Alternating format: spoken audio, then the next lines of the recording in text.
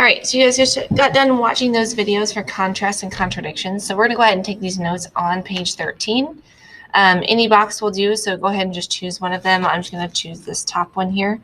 So you're going to write contrasts and contradictions. Contrasts and contradictions. Do you need help spelling that? Hopefully you can read that. That was not my best handwriting, sorry. All right, so contrast and contradictions. Now, the two that you ended up watching was Ezra Fretch. So I'm going to go ahead and put his name down here. Ezra Fretch. And this is such an inspiring story to hear about his life.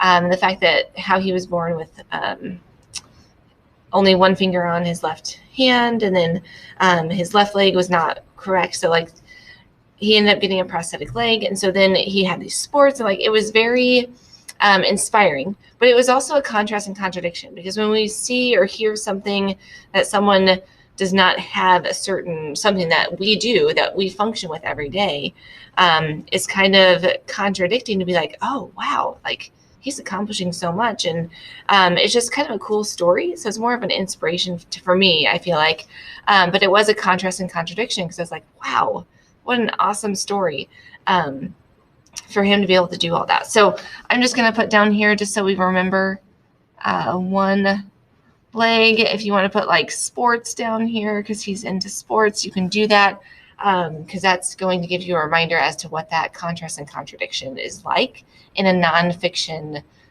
realm. Okay. So again, that one was Ezra Fretch. I just wanted to show you. So this is the one that you should have watched. That's Ezra right there. So anyways, all right. Okay, the second one that you guys ended up watching, which I hope that you really did watch it, is Susan Boyle. If you've never seen it before, I love this. Susan Boyle, she makes me laugh. She was on Britain's Got Talent. So this is Susan Boyle, so hopefully you watch this. If you did not, I strongly recommend you go watch it. It's awesome, actually. So Susan Boyle, it was very contrast and contradiction. So and it's just because of how this happens, because you can even see in the judges' faces, because of how she enters the stage, how she is holding herself and like speaking and saying different things, it kind of comes off like, oh, this is going to be like not very good. And then she surprises you. So again, if you did not watch it, please go back and watch it, because it's pretty kind of cool. So I'm just going to put Britain's Got Talent, so BGT, and I'll put down singing, because again, that's just going to remind us. Oh, you can't see that, sorry. Because that's going to remind us what a contrast and contradiction is for like a nonfiction piece. Okay, so those two are for nonfiction contrast and contradiction. When you see those things, you want to stop and think why, or think, how is this impacting anything?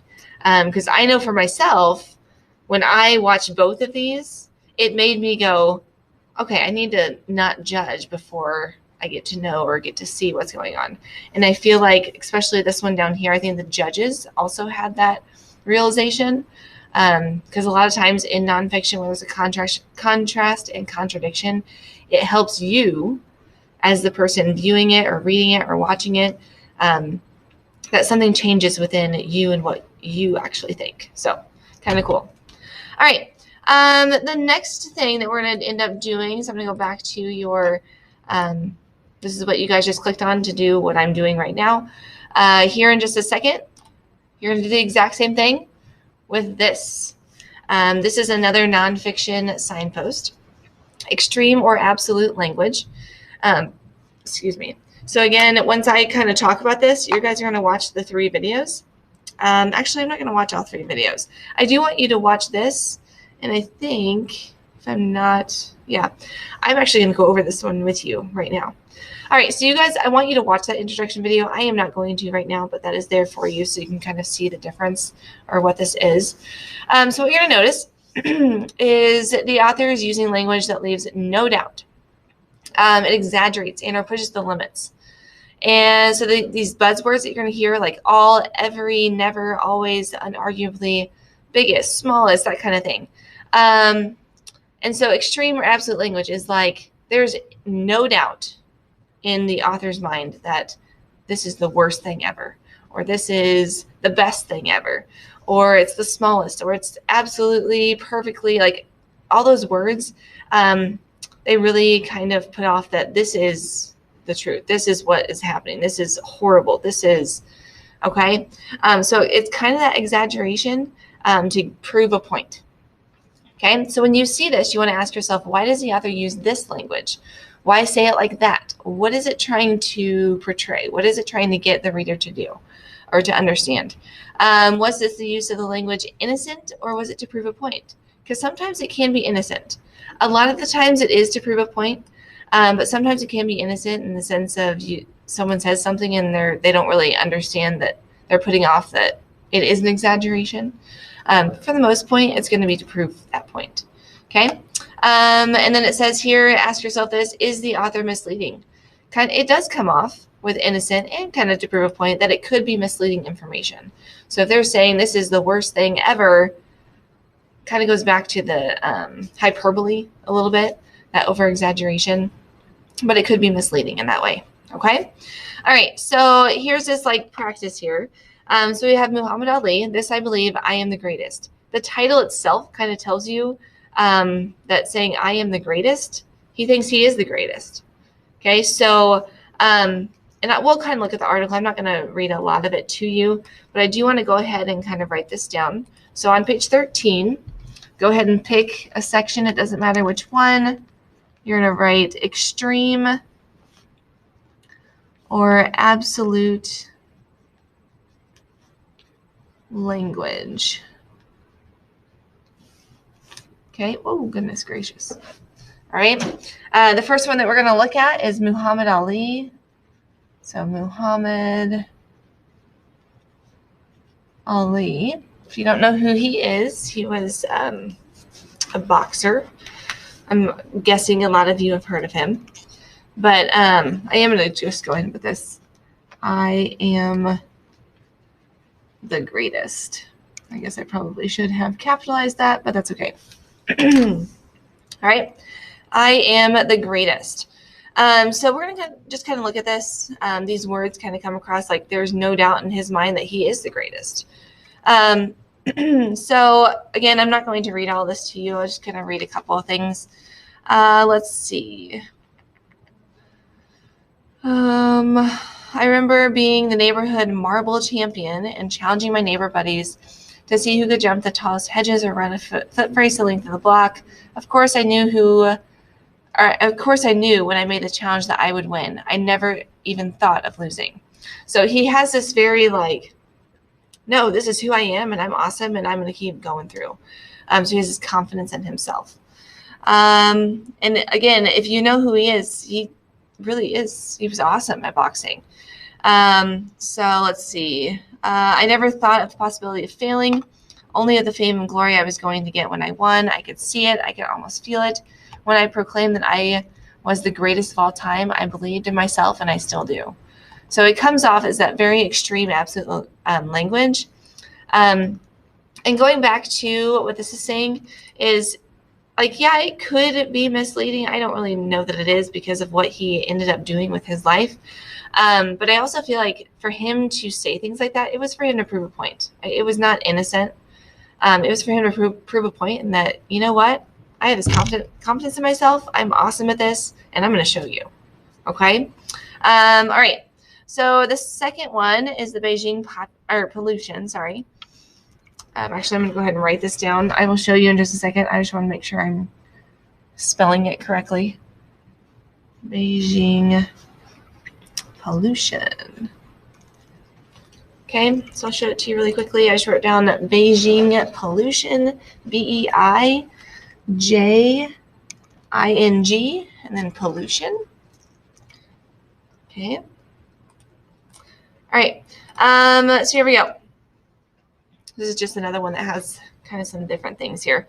Now, looking at this, like, this is the same picture, or the same building, I should say. And one looks very clear, one looks very not clear, okay?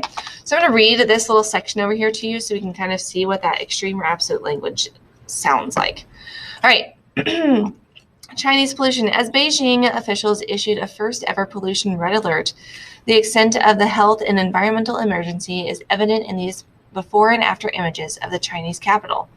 The extreme measures to combat a gray enveloping haze that has shrouded the city led to schools closing, factory and construction site shutdowns, among other activities, December 8th of 2015. In this composite of two separate images, I don't know how to say that, square, is seen on a clear day and in heavy pollution in Beijing. China's capital and many cities in the northern part of the country recorded the worst smog of the year on November 30th and December 1st, 2015, with air quality devices in some areas unable to read such high levels of pollutants. Levels of PM 2.5, considered the most hazardous, crossed 600 units in Beijing, nearly 25 times the acceptable standards set by the World Health Organization. So it kind of comes here, the worst smog of the year, most hazardous. But as you can see, I feel like it is. Like that's like a pretty intense smog. It seems like it would be pretty hazardous. So I go back to this and I feel like it is. It's to prove a point. It's to really say, you know what, this was like really not a very good thing that was happening. Okay? So I'm going to go back over here. I'm just going to write that. Worst smog. Okay? I'm just going to write that to kind of remind us that what extreme or absolute language is like. All right. Okay, so going back to this, I do want you, as soon as I'm done with this one, I do want you to watch this introduction video just to kind of give you an idea, maybe more so than what I said about what extreme or absolute language is like and what that is. So make sure you do that first. And then you're going to, I lost track of what I was doing. Oh, well, that's kind of it. You're just going to do that. And then after you watch that video, you're going to go on to slide 6. And then I'm going to give you another explanation of what we're doing. So go ahead, and this video is going to stop. You're going to watch the introduction video, and then you'll go to slide 6, and you'll be back with me. All right, see you soon.